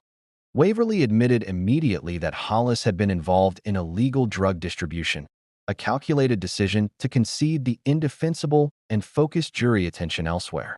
"My client made mistakes," he acknowledged. "Serious mistakes that she deeply regrets and for which she's prepared to accept responsibility. She was recruited into a drug operation by older criminals who took advantage of her family connections and her desperate desire to feel valued and important. That was wrong. She knows it was wrong. But being involved in drug distribution doesn't make you a murderer." The defense attorney's theory of the case was that Hollis had been at the mansion on April 12th and 13th, but not to commit murder. He claimed she'd gone there to confront Thatcher and Sutton about their threats to expose both the drug operation and her mother's affair with Whitmore, hoping to negotiate some kind of solution. She brought the restored lacrosse stick as a genuine peace offering, Waverly argued. She wanted to apologize, to make amends, to find a way forward that wouldn't destroy both families. But when she arrived, she found the brothers already dead, murdered by someone else who had their own reasons to want them silenced. It was a bold strategy, essentially admitting Hollis's presence at the crime scene while blaming the murders on an unknown third party. Waverly promised to present evidence that the Calderwood-Moss pharmaceutical empire had enemies, competitors who'd benefit from the brothers' deaths and the destabilization of the company. He hinted at mob connections, at industrial espionage, at a shadowy figure who'd framed Hollis for crimes they'd committed. The prosecution has physical evidence, he conceded, but physical evidence can be planted, manipulated, misinterpreted. What they don't have is evidence that my client actually committed these murders, because she didn't. She was there, yes. She made poor choices, yes. But she is not a killer. The defense opening lasted only 45 minutes, significantly shorter than the prosecution's detailed presentation. Waverly was gambling that brevity would make his theory seem simpler and more believable in contrast to the prosecution's complex web of evidence. He concluded by reminding the jury of their responsibility to presume innocence. The prosecution has to prove guilt beyond a reasonable doubt. That's a high standard, the highest standard in our legal system. And when you examine their evidence carefully, when you look past the emotion and the theatrics, you'll find reasonable doubt everywhere. My client is not guilty of murder. She deserves your careful consideration and your verdict of acquittal. The courtroom was packed for these opening statements, with journalists from the New York Times, the Washington Post, CNN, and dozens of other outlets scribbling notes and typing frantically. The family sat on opposite sides of the gallery. Whitmore and Genevieve Calderwood-Moss surrounded by supporters, Sterling and Colonia Kensington Sullivan isolated and alone. Hollis sat at the defense table in a conservative gray dress, her hair pulled back, her expression carefully neutral. The only sign of stress was her hands clasped tightly in her lap, the faint scarring from her Haley disease visible even under makeup. The prosecution spent the first 2 weeks of trial building their foundational case, calling witness after witness to establish the timeline, the physical evidence, and the technical details of the smart home system. Dr. Sarah Martinez from the Colorado Bureau of Investigation spent 2 full days on the stand, walking the jury through the DNA evidence in language they could understand, explaining how the markers for Haley disease made the genetic identification as certain as a fingerprint. Thomas Waverly's cross-examination couldn't shake her conclusions, though he tried to suggest the DNA could have been transferred innocently during one of Hollis's many visits to the mansion before the murders. Special Agent Marcus Chun from the FBI testified about the digital evidence, the encrypted messages, and the smart home logs. He brought blown-up printouts of the messages where Hollis discussed her paternity claim and the brothers' threats, reading them aloud in a flat, clinical voice that made their content seem even more chilling.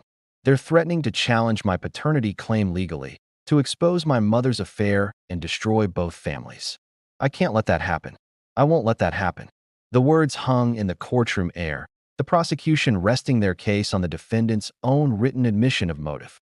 But the trial's pivotal moment came during the 3rd week when Prosecutor Torres called her bombshell witness, Dr. Helena Strauss, a geneticist from the University of Colorado's Medical Center. Dr. Strauss had conducted independent DNA testing at the prosecution's request, analyzing samples from Hollis, Whitmore Calderwood-Moss, Thatcher, Sutton, and Colonia Kensington Sullivan. Her testimony would establish definitively whether Hollis's paternity claim was real or delusional, whether the motive the prosecution had outlined was based on fact or fantasy. The courtroom was packed beyond capacity for this testimony, reporters standing in the aisles, sketch artists working frantically to capture every detail. Dr. Strauss took the stand wearing a simple black suit, her credentials impeccable, her demeanor professional and unshakable. Torres walked her through the testing methodology, establishing the scientific foundation before dropping the bombshell. Dr. Strauss, based on your analysis of the DNA samples provided, can you tell us whether Whitmore Calderwood-Moss is the biological father of Hollis Kensington Sullivan? The courtroom went absolutely silent. every person leaning forward, everyone holding their breath for the answer that would confirm or destroy the prosecution's motive theory. Yes, Dr. Strauss replied, her voice clear and certain. With a probability of paternity exceeding 99.997%, I can state conclusively that Whitmore Calderwood Moss is the biological father of Hollis Kensington Sullivan. Furthermore, my analysis confirms Thatcher and Sutton Calderwood Moss were her half-brothers, sharing a father but having different mothers. The genetic markers are unambiguous and have been verified through multiple independent tests. The gallery erupted in gasps and murmurs, reporters sprinting from the courtroom to file updates, sketch artists' hands flying across their pads. Genevieve Calderwood Moss made a sound like a wounded animal, her face going pale, her body swaying in her seat. For a moment it seemed she might speak, might scream, might do something dramatic. Instead, she simply collapsed, her legs giving out, consciousness fleeing. The trial had to be suspended while paramedics rushed to her aid, and she was eventually transported to Aspen Valley Hospital for observation. The revelation of Hollis's paternity had transformed the case from a crime story into a full-blown family scandal, and the shockwaves were just beginning. When court resumed after Genevieve Calderwood Moss's collapse, the atmosphere was electric with tension. The revelation of Hollis's paternity had transformed the trial from a murder case into something that felt almost Shakespearean, a family torn apart by secrets, betrayal, and the deadly consequences of lies maintained for nearly 18 years. Whitmore Calderwood Moss sat in the gallery looking 20 years older than he had at the trial's start, his carefully maintained composure shattered. Colonia Kensington Sullivan had her face buried in her hands, her shoulders shaking with sobs that seemed performative even in their intensity.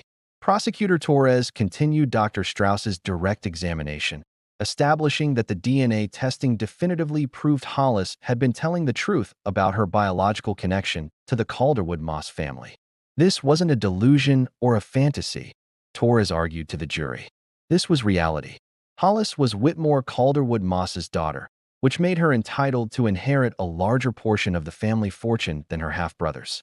When Thatcher and Sutton threatened to legally challenge that claim, they weren't just threatening to expose a drug operation. They were threatening to take away her identity, her birthright, everything she believed she deserved. That's why she killed them. The prosecution spent the next several days introducing evidence that would later be described by legal analysts as some of the most damaging testimony ever presented in a Colorado murder trial. Federal agents testified about intercepting coded letters being sent from Hollis's jail cell, letters that appeared to contain instructions for continuing the fentanyl distribution operation even while she was incarcerated. The letters had been written in a simple substitution cipher that the FBI's cryptography unit had cracked within hours, and they contained detailed instructions about supply chain management, dealer territories, and pricing strategies. The defendant was literally running her criminal enterprise from jail. FBI Special Agent Rebecca Morrison testified, presenting blown-up copies of the decoded letters on the courtroom screens. She was using a shell company called Stratosphere Consulting as a front, routing orders through a series of intermediaries to maintain plausible deniability. The operation continued to generate approximately $300,000 per week even after her arrest. This revelation undermined any defense claim that Hollis was a troubled teenager who'd made mistakes and felt genuine remorse. Torres walked the jury through the timeline, showing that Hollis had begun sending the coded letters within 2 weeks of her arrest, using her access to the jail's mail system to maintain control of her operation. The letters showed sophisticated business planning, discussion of market expansion into new territories, and calculations of profit margins that demonstrated a deep understanding of criminal enterprise management. The most damaging letter had been sent on July 15, 2023, approximately 3 months after the murders and 2 months before trial began. In it, Hollis had written to her unknown associate, "The trial is proceeding as expected. My mother's testimony will create sympathy, and Waverly believes we can secure an acquittal on the murder charges even if I have to plead to some drug offenses. The key is maintaining the alternative suspect theory and keeping the focus on Colonia's mistakes rather than my own actions. Once I'm free, we can expand operations into the Midwest and potentially double our revenue. The short-term inconvenience of incarceration will be worth it for the long-term gains." The letter revealed a staggering level of calculation, suggesting that Hollis had viewed her mother's testimony as a strategic tool rather than a personal betrayal. Torres argued that Hollis had actually planned for Colonia to take some of the blame, sacrificing her mother's freedom to improve her own chances of acquittal. This defendant is a sociopath in the truest sense of that word, Torres told the jury. She feels no genuine attachment to anyone. Not her victims, not her family, not anyone. Everyone is simply a piece to be moved around on a chessboard to advance her own interests. That's why she could murder two young men she'd known her entire lives. That's why she could watch her mother be arrested without showing any emotion. She's incapable of normal human empathy. But the prosecution's case reached its devastating climax when Thomas Waverly made the catastrophic decision to call Colonia Kensington Sullivan as a defense witness. Waverly had agonized over this choice, knowing that putting Hollis's mother on the stand was extraordinarily risky given the pending obstruction charges against her. But he believed that only Colonia could humanize Hollis for the jury, could explain the dysfunction and manipulation that had shaped her daughter's development. It was a gamble that would backfire spectacularly, providing the prosecution with its most damaging testimony yet, and ultimately resulting in Colonia's arrest in the courtroom itself. Colonia took the stand on a Monday morning, wearing an expensive black Chanel suit, her blonde hair perfectly styled, her makeup flawless despite the stress lines visible around her eyes. She'd lost weight during the trial, her collarbones prominent, her hands shaking slightly as she placed them on the witness stand rail. Waverly began gently, asking Colonia to describe Hollis's childhood, to explain the pressures of growing up in extreme wealth and the emotional distance that had characterized her relationship with Sterling. Colonia testified that Hollis had always been sensitive, desperate for approval and affection that Sterling had been too busy to provide. "My husband built his private equity empire by working 80 hours a week," Colonia said, her voice carefully modulated. Hollis barely saw him. She grew up with nannies and tutors and au pairs, but never with a father who actually noticed her. She started acting out in her early teens, shoplifting, drinking, looking for any kind of attention. The testimony was meant to paint Hollis as a victim of neglect, a troubled child who'd never received proper guidance. But Waverly made a critical error by asking Colonia about the affair with Whitmore Calderwood Moss, trying to establish that Hollis's identity crisis had been created by circumstances beyond her control. "When did you tell Hollis that Whitmore was her biological father?" Waverly asked. Colonia's face went pale, and she glanced at the prosecution table where Torres was already rising to object. "Your Honor, I need to advise the witness that she has the right to remain silent," Torres said formally. Any testimony about her knowledge of the paternity issue and when she shared it with her daughter could implicate her in conspiracy to commit murder. "I strongly recommend the witness consult with her attorney before answering." Judge Martinez agreed, calling a recess while Colonia huddled with her newly retained legal team. When court resumed 30 minutes later, Colonia announced that she would answer all questions truthfully, against her attorney's advice. What followed was one of the most dramatic confessions in Colorado legal history, a mother's testimony that would ultimately send both herself and her daughter to prison for life. "I told Hollis about her biological father on February 12, 2023, Colonia testified, her voice barely audible. She'd done a DNA test on her own, gotten curious about her ancestry after one of those genetic testing kits became popular with her friends. When the results came back suggesting she had family connections she didn't know about, she confronted me. I had to tell her the truth. Whitmore and I had been having an affair for 18 years. The admission created a stir in the gallery, journalists typing frantically. But Colonia wasn't finished. She described how Hollis had reacted not with confusion or trauma, but with excitement, seeing the paternity revelation as an opportunity rather than a crisis. She was thrilled, Colonia admitted. She said it explained everything. Why she'd always felt different in our family, why Sterling had never really connected with her. She started researching inheritance law immediately, learning about the Calderwood Moss family trust and how it was structured. She realized that as Whitmore's only daughter, she'd be entitled to a larger share than the sons. She became obsessed with the idea of claiming her rightful place in the Calderwood Moss dynasty. This was not the testimony Waverly had wanted. He tried to minimize the damage, asking about Hollis's mental health and whether she'd received proper psychological treatment. But Colonia kept making things worse, describing how she'd helped Hollis strategize about revealing her paternity to Whitmore and the boys, how they'd planned to use the information to secure her position in the family. I thought it was just fantasy, Colonia said desperately. I never imagined she'd actually hurt anyone. I just wanted her to feel valued, to have the identity and family connection she'd been denied her whole life. When Violet Torres stood up for cross-examination, the courtroom went silent with anticipation. Torres walked slowly toward the witness stand, carrying a thick folder of evidence that she placed deliberately on the rail in front of Colonia. Ms. Kensington Sullivan, you've testified that you told your daughter about her biological father on February 12, 2023. Is that correct? Colonia nodded. And on February 15th, just 3 days later, you transferred $500,000 from your personal account to your daughter's account. What was that transfer for?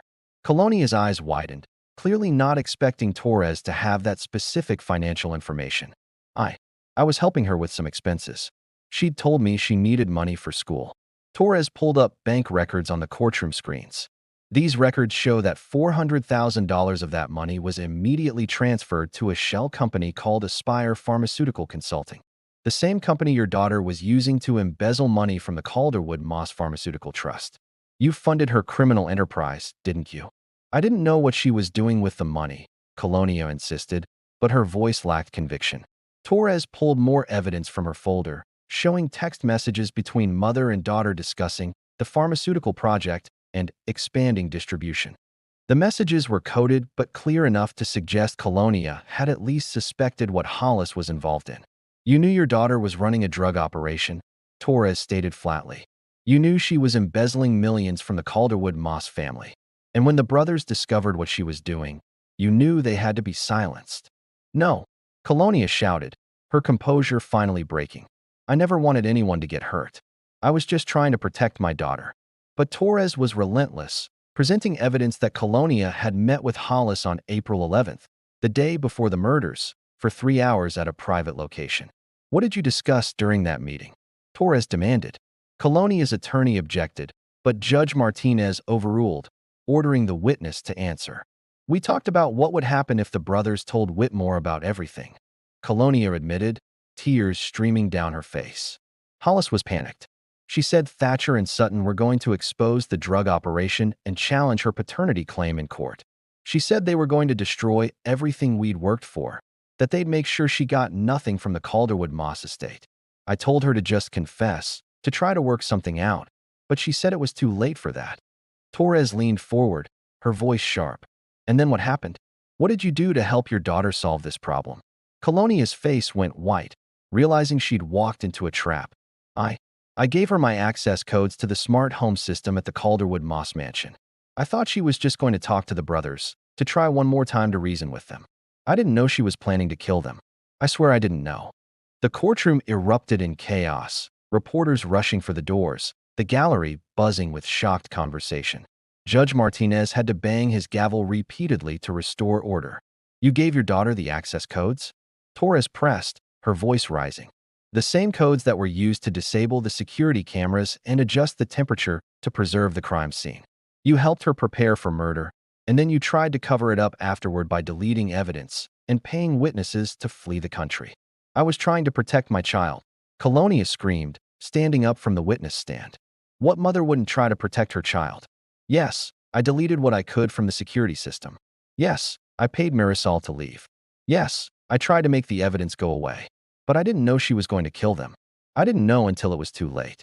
And then what was I supposed to do? Turn in my own daughter.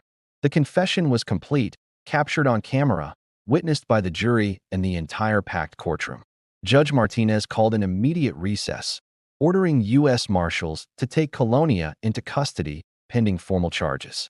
The arrest happened right there in the courtroom, deputies approaching the witness stand and reading Colonia her rights while the jury watched in stunned silence. Hollis sat at the defense table with no expression at all, watching her mother being handcuffed and led away. Their eyes met for just a moment, and later jury members would report that Hollis's face showed something that might have been satisfaction, as if watching her mother take the fall for her crimes was exactly what she'd planned all along. The aftermath of Colonia's courtroom confession and arrest left the defense team reeling. Thomas Waverly spent the weekend between court sessions in damage control mode, but there was no spinning what had happened. His key witness had not only failed to humanize his client, she'd confessed to being an accessory to murder on national television. Legal analysts universally agreed that Waverly had made a catastrophic strategic error, and some speculated he might face malpractice claims from the Kensington Sullivan family once this was all over. The trial resumed on Monday with the defense calling only 2 more witnesses, both of whom were quickly demolished by Torres on cross-examination. One was an alibi witness who claimed to have seen Hollis at a different location on the night of the murders, but Torres showed he was an employee of Sterling Kensington Sullivan with clear financial motives to lie. The other was a forensic expert who testified that DNA evidence could be transferred innocently through casual contact. But he had to admit under cross-examination that the specific pattern of DNA deposition on the murder weapon was most consistent with the weapon being gripped during violent impacts. The defense rested on Wednesday of the 7th week, and both sides prepared for closing arguments. Prosecutor Violet Torres delivered what legal analysts would later describe as one of the most powerful summations in Colorado legal history. She stood before the jury for nearly 3 hours, methodically walking through every piece of evidence, connecting each strand into an unbreakable web of proof that left no room for reasonable doubt. She began with the smart home data, the house that testified, showing how the geothermal system's logs created an irrefutable timeline of Hollis's preparation for murder and her presence at the scene during the critical hours. Torres used the courtroom's video screens to create a synchronized presentation showing the smart home logs alongside GPS data from Hollis's Mercedes, text messages between Hollis and the victims, and the coded letters she'd sent from jail. Every piece of evidence tells the same story, Torres argued, her voice resonant with conviction. The defendant planned these murders carefully, acquired the weapon specifically for this purpose, manipulated the smart home system to eliminate evidence, and then tried to continue her criminal enterprise from jail while her mother destroyed evidence and paid witnesses to disappear. She spent significant time on the DNA evidence, explaining once again how the Haley disease markers made identification as certain as a fingerprint. The defendant's own genetic disorder convicted her, Torres said. Her own body left evidence on the murder weapon that cannot be explained away as innocent transfer or contamination. The skin cells were embedded in the victim's blood and tissue, deposited during the violent act of beating 2 men to death. There is no other explanation that fits the scientific evidence. Torres addressed the defense's alternative theory directly, mocking the idea that some unknown third party had framed Hollis. The defense wants you to believe that someone else committed these murders and then went to extraordinary lengths to frame a 17-year-old girl. Who? Why? How did they obtain her DNA? How did they get her access codes to the smart home system? How did they know about her drug operation and her paternity claim? The defense offers no answers because there are no answers. Their theory is fantasy, desperation, an attempt to create doubt where none rationally exists. The prosecutor's most emotional moment came when she spoke directly about Thatcher and Sutton Calderwood Moss, showing the jury photographs of the victims in life. Thatcher in his Harvard Law graduation gown, Sutton rowing with his Olympic training team. These were not just victims, Torres said, her voice thick with controlled grief. These were brilliant young men with bright futures. Men who were trying to do the right thing by giving the defendant one last chance to confess and get help. Their reward for that mercy was to be beaten to death in their own home by someone they'd trusted their entire lives. They deserved better. They deserved justice. And you can give them that justice with your verdict. Thomas Waverly's closing argument, delivered on Friday morning, lasted just 90 minutes and focused entirely on creating doubt about the timing of the murders and the reliability of the smart home data. He argued that the technology could have been manipulated, that GPS data wasn't always accurate, that DNA could have been transferred innocently. But his heart clearly wasn't in it. The evidence was overwhelming, the defense theory implausible, and Waverly knew it. The prosecution has built a case on circumstantial evidence and technological data that requires you to trust machines over human judgment, Waverly argued. But even his voice lacked conviction. But machines can be wrong. Machines can be manipulated. We've shown you that Colonia Kensington Sullivan had access to those systems and tried to delete evidence. How do we know she didn't manipulate the logs to frame her own daughter, to protect herself from responsibility. It was a desperate theory, and legal analysts noted that Waverly seemed defeated, going through the motions rather than mounting a passionate defense. When he sat down, the courtroom felt the deflation of a lost cause, a defense attorney who'd fought hard but knew he'd been defeated by the facts. Judge Martinez's jury instructions consumed the entire afternoon on Friday, carefully explaining the legal standards for first-degree murder, the definition of reasonable doubt, and the requirements for finding guilt on each of the 27 counts Hollis faced. The jury was instructed that they could consider the defendant's age and background, but must apply the same standards of proof regardless of her privileged status. They were told to evaluate each piece of evidence independently and in combination, to consider witness credibility, and to deliberate carefully before reaching a verdict. The jury began deliberations on Monday, October 2, 2023, and the courthouse immediately filled with media and spectators waiting for a verdict. The conventional wisdom was that deliberations would be quick given the strength of the evidence, but the jury surprised everyone by requesting to review specific testimony and evidence repeatedly. They asked to see the smart home logs again, to rehear Dr. Sarah Martinez's testimony about the DNA evidence, to review the coded letters from jail. By Wednesday afternoon, after nearly 30 hours of deliberation, the jury sent a note to the judge indicating they'd reached a verdict on most counts, but were deadlocked on one charge related to the drug operation. Judge Martinez gave them an Allen charge, encouraging them to continue deliberating to reach unanimous verdict if possible. 2 hours later, another note arrived. We have reached a unanimous verdict on all counts. The courtroom filled immediately, Hollis being brought from the holding cell, the families taking their places in the gallery, the media crushing into every available space. The jury filed in at 4:47 p.m. on October 4, 2023, their faces solemn, several members visibly emotional. The foreman, a 52-year-old accountant named Michael Torres, no relation to the prosecutor, stood when Judge Martinez asked if they'd reached a verdict. "We have, Your Honor." The clerk accepted the verdict forms and handed them to the judge, who reviewed them silently before passing them back to be read aloud. In the matter of Colorado versus Hollis Kensington Sullivan, on the charge of first-degree murder in the death of Thatcher Calderwood Moss, we the jury find the defendant guilty. A gasp ran through the courtroom, Genevieve Calderwood Moss sobbing openly in the gallery. On the charge of first-degree murder in the death of Sutton Calderwood Moss, we the jury find the defendant guilty. Hollis sat completely still, her face showing no reaction whatsoever, maintaining the same eerie composure she'd displayed throughout the trial. The clerk continued through all 27 counts.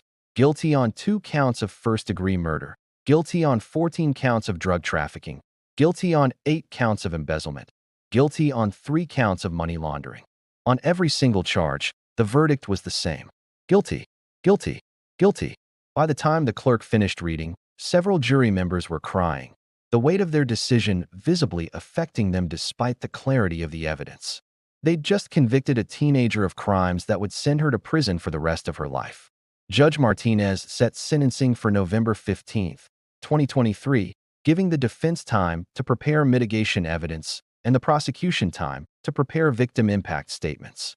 The sentencing hearing on November 15 was the final act in the tragedy, the moment when consequences became real and permanent. Prosecutor Torres called 4 victim impact witnesses, starting with Genevieve Calderwood Moss, who testified about the loss of her 2 sons and the destruction of her family through lies and betrayal.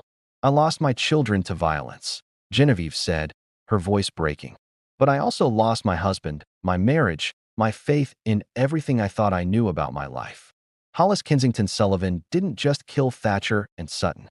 She killed our entire family. Whitmore Calderwood Moss testified next, his statement brief but devastating. "I made terrible mistakes in my personal life, mistakes that created the circumstances for this tragedy. But nothing I did justified what happened to my sons. They were innocent in all of this, caught in the middle of adult failures and teenage sociopathy. I will spend the rest of my life trying to understand how I helped create the conditions that led to their deaths." The sentencing guidelines for 2 counts of first-degree murder in Colorado required life imprisonment without possibility of parole, and the additional convictions for financial crimes carried a combined sentence of 40 years. But because Hollis had been tried under the Corinthian Protocol as an adult, Judge Martinez had discretion in how the sentences would be structured. The defense pleaded for the possibility of eventual parole review after 25 years, arguing that Hollis's age at the time of the crimes should be considered a mitigating factor even in adult court. Torres argued forcefully against any possibility of parole, presenting evidence of the coded letters from jail and Hollis's complete lack of remorse. This defendant has shown no genuine rehabilitation, no understanding of the harm she's caused, no capacity for change. She belongs in prison for the rest of her natural life, and the victims' families deserve the certainty that she will never walk free. Before imposing sentence, Judge Martinez asked if the defendant wished to make a statement. Thomas Waverly advised against it, but Hollis insisted, standing to address the court in what would become one of the most chilling moments in Colorado legal history. She spoke for less than 60 seconds, her voice calm and measured, showing the same sociopathic detachment that had characterized her behavior throughout the trial. I want to say that I understand the court's position and the jury's verdict. I made decisions that had consequences, and I accept responsibility for those decisions. Sometimes in life you have to clean up loose ends to move forward. That's what I was trying to do. I'm sorry it worked out this way for everyone involved. The phrase "clean up loose ends," spoken so casually about murdering two human beings, caused an audible gasp in the courtroom. Judge Martinez's face hardened as he prepared to deliver sentence. Hollis Kensington Sullivan, you have been convicted by a jury of your peers of 2 counts of first-degree murder and 25 additional felony counts.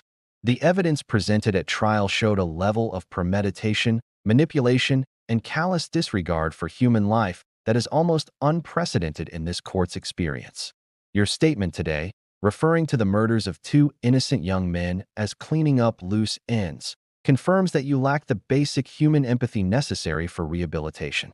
This court sentences you to life imprisonment without possibility of parole on each murder count, to be served consecutively, plus an additional 40 years for the financial crimes.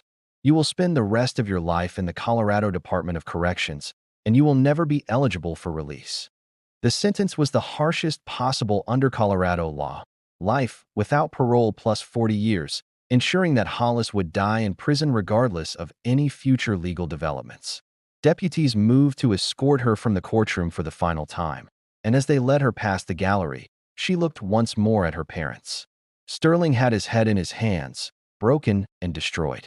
The spot where Colonia had been sitting was empty, her own arrest having already begun her journey to prison for her role in the cover-up. Hollis's expression showed nothing. No sadness, no regret, no recognition of the devastation she'd caused. She was already planning her next move, already thinking about appeals and legal strategies, incapable of accepting that this was truly the end. The aftermath of the trial saw additional legal proceedings cascade through the Colorado courts. Colonia Kensington Sullivan was convicted of conspiracy to commit murder based primarily on her courtroom confession, sentenced to 25 years in prison. Sterling Kensington Sullivan was never charged, having cooperated fully with investigators and having no knowledge of the murders or the cover-up. He sold the family compound and donated much of his fortune to victims' rights organizations, trying to atone for the evil his family had created. Whitmore and Genevieve Calderwood Moss divorced within 6 months of the trial's conclusion, their marriage unable to survive the revelations of infidelity and the loss of their sons. The case became a cultural touchstone, a story that resonated far beyond the courtroom in Aspen, Colorado. It raised questions about wealth and privilege, about the criminal justice system's treatment of wealthy defendants, about the psychology of teenage killers and the families that created them. Hollis Kensington Sullivan is currently incarcerated at the Colorado Women's Correctional Facility, where she will remain for the rest of her natural life. Prison officials report that she's a model inmate, quiet and compliant, spending her time reading economics textbooks and filing endless appeals that have no realistic chance of success. She maintains her innocence in conversations with other inmates, claiming she was framed by her mother and betrayed by a corrupt legal system. But the evidence doesn't lie. The House testified against her. The DNA convicted her. And justice, however delayed, ultimately caught up with a teenage killer who believed her wealth made her untouchable. The mansion where Thatcher and Sutton died was sold by the Calderwood Moss estate for $12 million to a tech entrepreneur who demolished it and built something new on the land, unable to live in a place where such violence had occurred. And somewhere in the mountains above Aspen, a new smart home system regulates temperature and preserves comfort for a new family. Its digital memory of murder long since archived and stored as evidence that technology, in the end, serves justice better than it serves crime.